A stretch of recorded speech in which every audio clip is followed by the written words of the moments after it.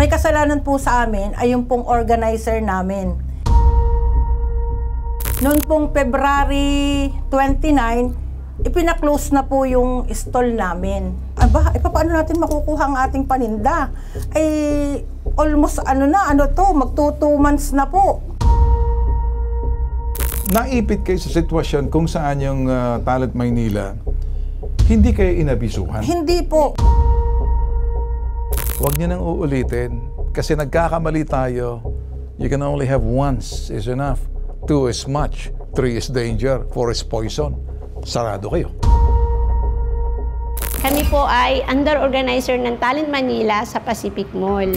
Kami po ay nagbabayad kay Talent Manila ng araw-araw namin na ibinabayad sa kanila. Hindi naman po namin alam kung paano po ang kanilang pagbabayad kay Pacific Mall. Ang gusto lang po naming mangyari, makuha po namin yung aming mga produkto na napahold kay Pacific Mall na ginawang pangbabayad ni Talent Manila na utang niya kay Pacific Mall. Yun lang po ang gusto naming makuha ang aming produkto para makapag-umpisa na po rin po kami sa aming pagtitinda. At pati po yung damage permission na binigay niya sa amin ng ilang buwan na hindi kami nagtinda. Ako po si Jel Dardo, exhibit assistant po ako ng Talent Manila. Nandito po ako ngayon para linisin ko po yung pangalan ko. Bali, naiipit po kasi ako sa sitwasyon na ako po kasi yung nagko-collect dun sa Pacific Mall na inire-remit ko po after ko pong mag-collect tuwing gabi sa accounting po namin na si Miss Mary Rose Asguera. Kung nangyaring mag-confiscate po yung Pacific Mall, bali wala po akong alam. Nung nalaman ko na lang po, nung tinawagan po ako ng isang exhibitor ko na kinukuha na daw po yung items niya, nililigpit na daw po. Tapos po, nagpunta po agad ako sa Pacific Mall na nag-akyat pa po ako doon para itanungin po kung bakit po kinukuha. Ang sabi po nila is wala na daw po ako doon, labas na daw po ako dahil may usapan na daw po sila ng company ko na si Talent Manila.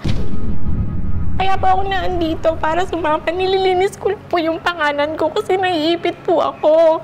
Dahil nga po, binagbintangan pa nga po ako ng Pacific na baka daw po pwede po akong kasuhan. Kailan ko po yung nagko-collect doon sa kanila.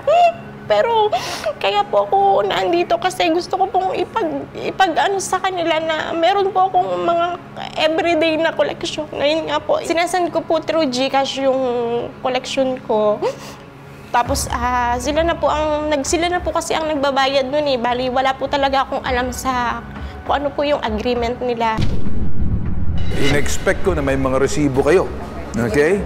Kung may resibo kayo, papapatunayan ninyo, and then we will go after the organizer.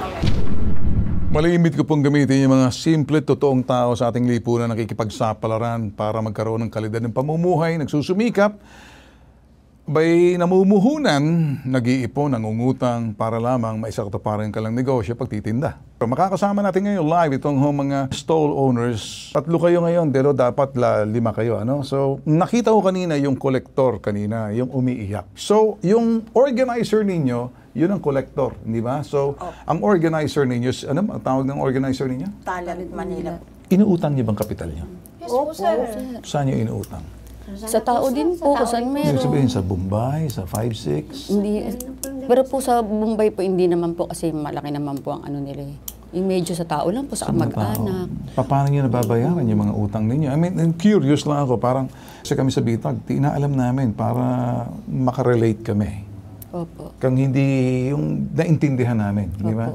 Madali kasing tumulong, pero kung minsan tulong ka lang, pero hindi mo inintindi yung sinasabing hirap. Kasi yun pong halimbawa, 10,000. Minsan po ang balik po ay 11,000. Bali, 10% lang po naman ang tubo. Ilang araw nyo yun? Ilang linggo bago may balik? Po. Depende po, 1 month po, sir. 1 month. Po.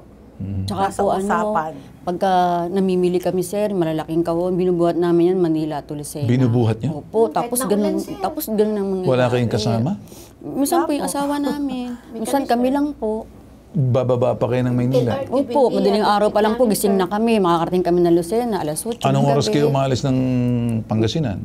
Ay, ng Lucena po. Ano po, mga 3 o'clock, 4 o'clock. Morning? Opo. Makakarating kayo ng saan Mga kayo? alas 8 na po. Saan Ng yan? gabi. Dito Sa sa... Lucena na rin po, pauwi. Sa Lucena, pauwi. Binibitbit po namin ganung kabigat yung paninda namin. Kaya po talaga sobra kami na-stress nung nawala yung hanap buhay namin. Nakatapos hindi niyo mababayaran yun kasi hindi kayo makapagtinda. Opo, totoo po. Tsaka doon po kami kumuha ng everyday expenses namin, sir.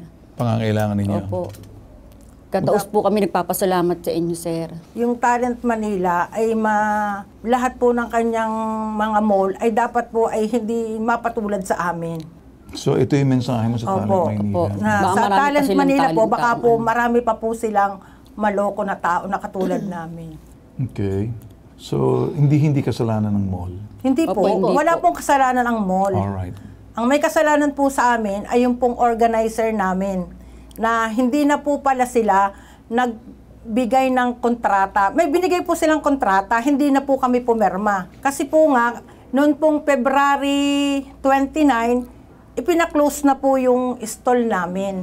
Pina-close na po yun. Hindi Sabi kayo- niyo po, hindi hanggang kayo- taga- hindi okay. naman po kami na-inform na kayo hindi na pwedeng magtinda at gawa ng wala kayong bayad.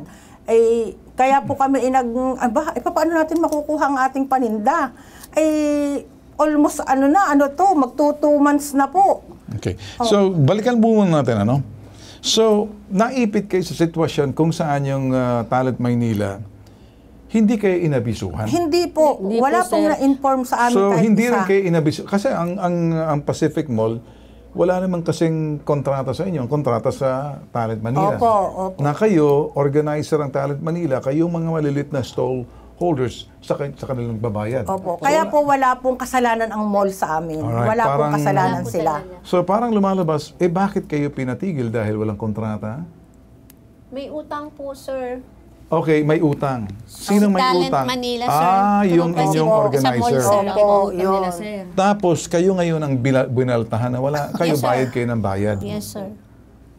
Nawala naman po kaalam na ang laki na po pula ang utang ni Talent doon po sa mall na wala po kaming kaalam na. Pero everyday kayo po kami bayad kayo ng bayad. Yes, sir. Remit kayo ng Every remit night po, every sir. day. Kaya po ang dapat po nang managot sa amin ay ang Talent Manila. Okay. Nalaman ba ng mall o ng organizer na pumunta kayo sa amin? Nakaabot kaya ito? Hindi naman pwedeng sabihin, o kayo na mismo nagsabi, eto, nagpabitag na kami. Tumawag daw po si Bitag sa Pacific mo doon po Ang bitag sa ang mall. tumawag. Opo, sa mall po doon po Ayun. sa O nakaabot na sa kanila. So dahil may tumawag sa amin, para kami naman kasi, hindi naman kami nakikipag-away. Tatawag kami para sabihin, nandito kayo sa amin. At gusto namin sila makuha ng pahayag. Siguro nakaabot na bulabog kasi hindi kami nagbibiro. Kaya tumawag sa inyo. Kaya nga po kami lumuwas po ngayon ay para po kami ay magpasalamat sa inyo. Okay. Nasa uli na sa inyo. Hindi pa? Nasa uli na po Ah, yung okay. sa kanya. Sabi ko talaga si Opo. ikaw, ma. Kaya Delayed po lagi to si Rango. kaya po kami ay lumuwas dito papuntang Manila para po magpasalamat po sa okay. inyo sa #bitag Okay, na okay. totoo po pala talaga. Alright, okay. Yung iba pong kasama namin, nakuha na po nila. Ay kami po tinawagan ni tita, ay bukas po namin makukuha. Bukas po Dapat po namin ngayon kasi makukuha. na on air po kami Alright. ngayon. Walang problema sa akin kung ganun. Kaya Kami naman, maraming gusto lang namin salamat ma-resolve po. yung mga problema. Simple lang naman, kaya kayo nagsumbong sa amin. Mag-iimbestiga kami, kukunin namin kabilang panag. Kami tumatawag kasi para kumpirmahin kung totoo ang sumbong ninyo. Ayaw kasi namin ng chismis, di ba? Opo. So, nangyari, lumalabas siguro nung nakaabot na o baka nagkamali lang siguro sa mall na hindi agad na i-post yung payment. So, kaya siguro umaksyon yung mall administrator na hindi pa pumapasok sa accounting pero nung chinecheck siguro dahil GCash ata kayo pag nag-remit, di ba? So, ganun siguro. Kaya nagpapasalamat po kami ng marami sa inyo at naaksyonan po agad. Dahil Kasi nga po- dahil tumawag yung taga-Bicol. Opo. Ako po, sir, lubos po ako nagpapasalamat sa inyo. Kasi po, wala po ibang tumulong sa amin kundi kayo. Hindi naman siguro. Kasi marami na po kaming nalapitan mga Sige na, okay na. sa Lucena. Naintindihan ko na. Papasalamat po kami sa inyo, sir. Sige, Kasi po sige. talaga na-stress din po kami. Hindi kami nakapaghanap buhay. Doon lang po kami maasa ng mga expenses namin everyday. Kaya po talagang stress po kami. Namayat nga po kami. Pero lubos po kami nagpapasalamat sa Bitag. Lalo na po sa inyo, sir. Nananawagan po ako na maging responsable kayo sa inyong mga exhibitor. Kasi po, malaki na rin po nakikinabang niyo sa aming sa aming mga exhibitor. Dapat po, alam po ninyo ang mga mali ninyo, responsibilidad ninyo sa mga inyong mga exhibitor. Dapat po hindi niyo pinababayaan. Yun lang po ang aking masasabi. Oh, so kayo po ay mga exhibitor na sa ilalim ng Talent Maynila. Yes, opo. Okay. Yun ang gusto kong sabihin. Ako Exhibitor po kayo. ay si Valentina Herrera na 8 years na pong nangungupahan po doon sa Talent Manila. Kasi kung wala po naman ang Talent Manila, hindi naman po ako makakapasok ng mall. Kaya po, ang iniaano ko po sa Talent Manila, sana naman po ay hindi na kameron po ng ganitong problema sa inyong mga exhibitor kung saan-saan pong mall. Yun lamang po. Talent Maynila, kami kumakatok sa inyo, baka kasi maulit naman to, pumasok na kayo sa aming sa files ng ipabitag mo. Ayaw na namin masundan to. Kasi kami, repository kami ng mga sumbong.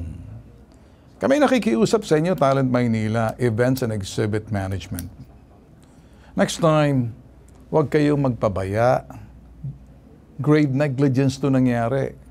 Yung inyong mali, parang lagapak doon sa inyong mga exhibitor na sila yung mga exhibit, nagbebenta sila. Vendors ang tawag sa kanila.